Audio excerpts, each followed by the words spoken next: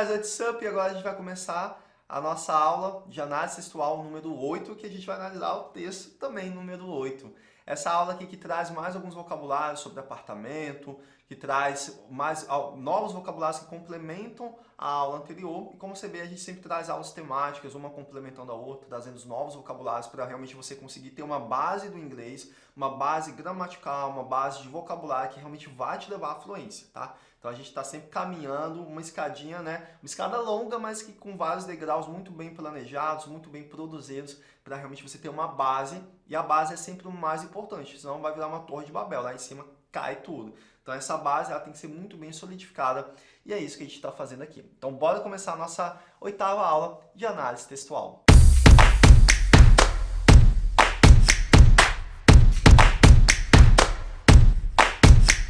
Então vamos lá, gente. Como sempre, começando pela parte gramatical, aqui eu trouxe um ponto importante que é a questão do posicionamento do advérbio de frequência. A gente já estudou advérbio de frequência, acho que foi em umas 2 aulas anteriores, e o often, que significa frequentemente, né? Então, onde que eu posiciono ele? Observa que ele está sendo posicionado entre o sujeito, o eu, e o verbo. I often walk. I often walk. Então, qual é a posição do advérbio de frequência? Ele fica entre o sujeito e o verbo. Então, eu sempre caminho. I always walk. Eu sempre caminho. Então, observa a posição dos advérbios de frequência entre a pessoa e o verbo. Tá? Só para chamar a sua atenção em relação a isso, porque posição das palavras é uma coisa que sempre gera dúvida no inglês, né? E aqui eu quis chamar a sua atenção para a preposição in. Então, observa, ó, with a table in the center. Com uma mesa no centro, tá? E é aquilo que eu sempre falo, cara. Gente, preposição, infelizmente, não tem muita regra, não tem muito o que você memorizar, o que você decorar. Você tem que observar, então, os contextos. Observe que eu tô falando com uma mesa no centro. Se eu tô falando que alguma coisa está no centro, então eu vou usar a preposição in. É assim que você vai ficar atento, é assim que você vai utilizar, é assim que você vai aprender. Até porque na fala, você não fica pensando, é uma preposição que deve ser usada com o verbo tal, a partir do verbo tal, entre duas situações. Não. Por isso que assim, é legal você aprender contexto, porque você já está aprendendo as frases prontas. E na hora que você for produzir o idioma, fazer o output, isso aí já está tão internalizado que você vai colocar para fora automaticamente e você nem vai pensar. Esse é o segredo que ninguém te fala sobre como falar inglês sem pensar. Você só vai falar inglês sem pensar se você fizer um input de qualidade. Input de qualidade. Você não consegue falar o inglês se o seu input não tiver sido feito bem de qualidade. Se você ficou muito preso em regras gramaticais, você não consegue produzir o idioma. Então, por isso que eu gosto sempre de trazer isso aqui para poder chamar a sua atenção. Aí aqui eu tenho esse aqui a gente já estudou, acho que umas 2 aulas atrás, que são verbos como love, adore, like, hate. Então, quando eu estou usando esses verbos, o verbo que vem depois dele, ele precisa obrigatoriamente ganhar o ing. Então, ó, I like cooking. Eu adoro cozinhar. She hates cleaning the house. Ela odeia limpar a casa. Então, observa que esses verbos aqui, ó, cleaning, cooking, ele está vindo depois desses verbos que são verbos de expressão das coisas que a gente gosta, das coisas que a gente não gosta. Então, por isso o motivo eles estão ganhando essa terminação ing. Eu já falei sobre isso, mas é aquilo que eu falo sempre. Eu sempre gosto de trazer uma revisão, que assim você vai cada vez se familiarizando mais com esses pontos gramaticais importantes no inglês. E aqui finalmente nós temos um verbo modal, can. O can, que nada mais é que o nosso poder, o pode. Então aqui ele está com o sentido de eu posso convidar os meus amigos. I can invite my friends. Bem, a gente tem vários verbos modais e eu vou te explicar assim de forma resumida como é a aplicação dos verbos modais. O verbo modal, ele se caracteriza por ser um só para todas as pessoas. Então eu posso falar I can, you can, we can, he can, she can, they can, it can, tudo. Então ele vai com todas as pessoas, I, you, he, she, it, we, they. Ele vai com todas as pessoas e ele não sofre conjugação. O can ele é igual para todo mundo, tá? E um outro ponto importante, o verbo que vem depois do can, ele fica na sua forma básica. Por exemplo, o verbo to invite, ele é convidar as pessoas. E aí ele vai ficar só invite com todo mundo também. Ele não sofre nenhum tipo de conjugação. Então eu vou falar I can invite, she can invite, they can invite. Observa que ele não está sofrendo nenhum tipo de conjugação. Tanto o can quanto o invite, ele continua igualzinho. E mais importante ainda, observa, ele não está vindo acompanhado do to. I can to invite. Ó, eu posso convidar. Eu não preciso colocar esse invite com to. Ele vai sozinho, forma básica. Então, esse aí é o segredo dos verbos modais. Então, memoriza isso. O verbo can é igual com todas as pessoas. Ele não sofre conjugação. I, you, we, he, she, they. Todo mundo é can. E o verbo que vem depois do can também fica na forma básica. Ele não é conjugado, ele não sofre nenhum tipo de conjugação e ele também não vai acompanhado do do. Memoriza isso aí. Anota para não esquecer, que aí vai se familiarizando ainda mais. E aqui eu tenho mais um. E olha só, aqui eu tenho uma diferença legal, que é o verbo to want, que significa querer. Querer. I want to put a chair. Eu quero colocar uma cadeira. Já que no want, observa que eu tenho que usar o to. Ó, I want to put. Né? Diferente do can, que ele fala que eu não preciso colocar o to. O want, ele fala que eu tenho sim que colocar o to. Então, I want to travel. We want to cook. Então, observa que todos os verbos que vêm depois do want têm que vir acompanhado do to, diferente do can. Por isso que eu quis trazer os dois aí, um do lado do outro, para vocês observar a diferença de um para o outro. Ou seja, want não é um verbo modal e aí você vai ter que conjugar ele normalmente. Então, deixa eu colocar lá em cima. Ó, I want. You want. Tô falando no presente, terceira pessoa do singular, she. O que acontece com o verbo? Ganha um Szinho. She wants. He wants. Beleza, gente? Bem tranquilo também. Então aqui a gente finaliza a parte gramatical e agora vamos para os vocabulários. Vamos lá então. Town, que é cidade.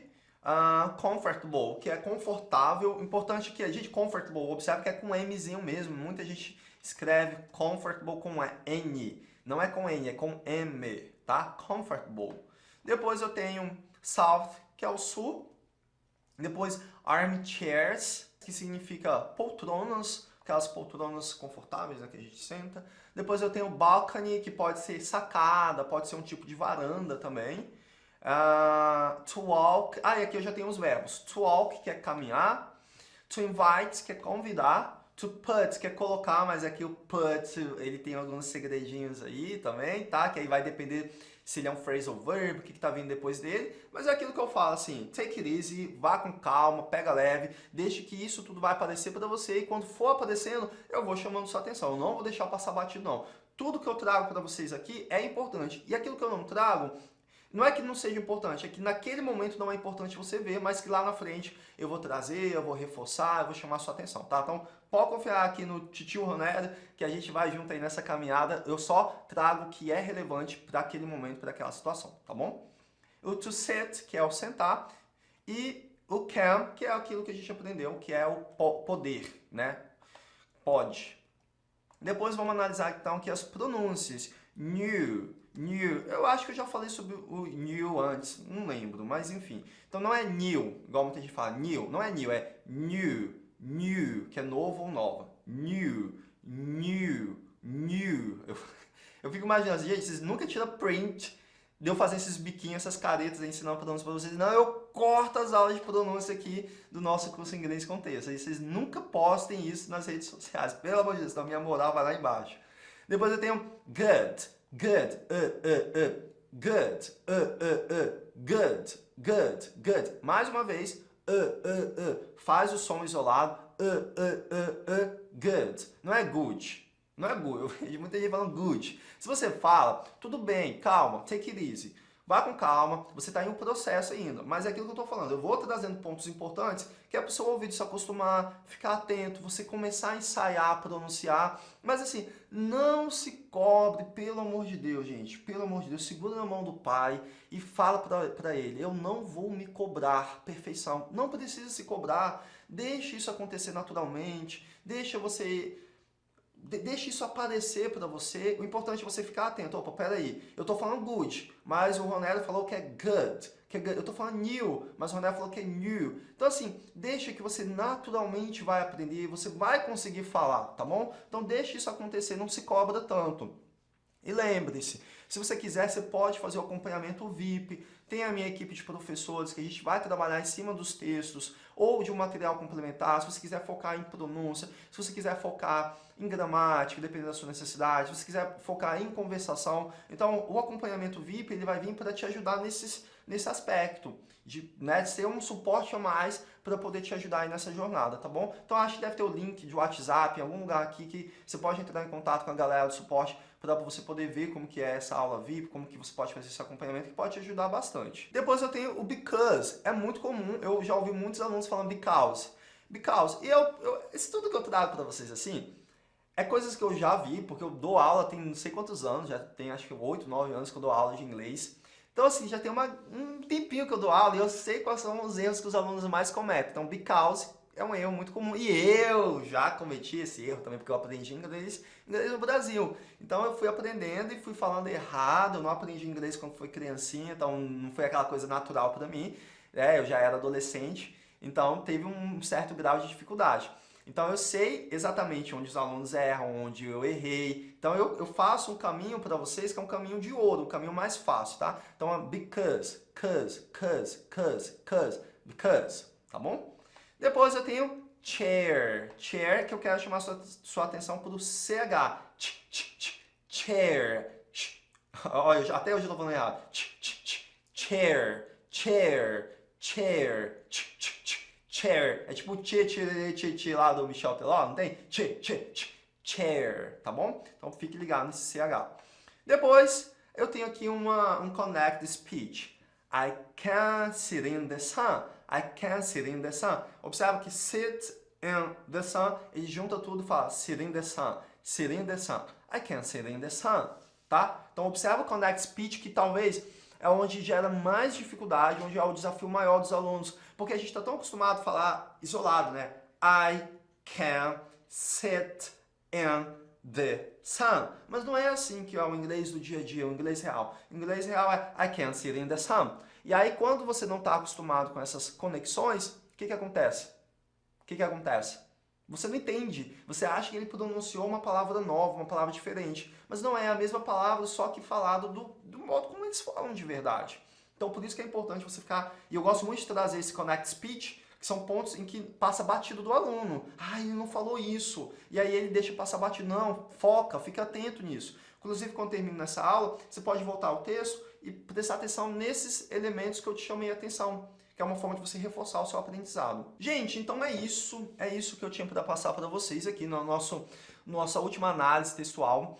Como vocês sabem, vocês têm direito às 8 análises, foi bônus que vocês receberam aqui no curso de inglês com texto. Se você quiser adquirir novas análises textuais, você pode clicar aqui, deve ter o WhatsApp em algum lugar, um link, ou na próxima aula tem um link, não sei, em algum lugar vai ter um link aí.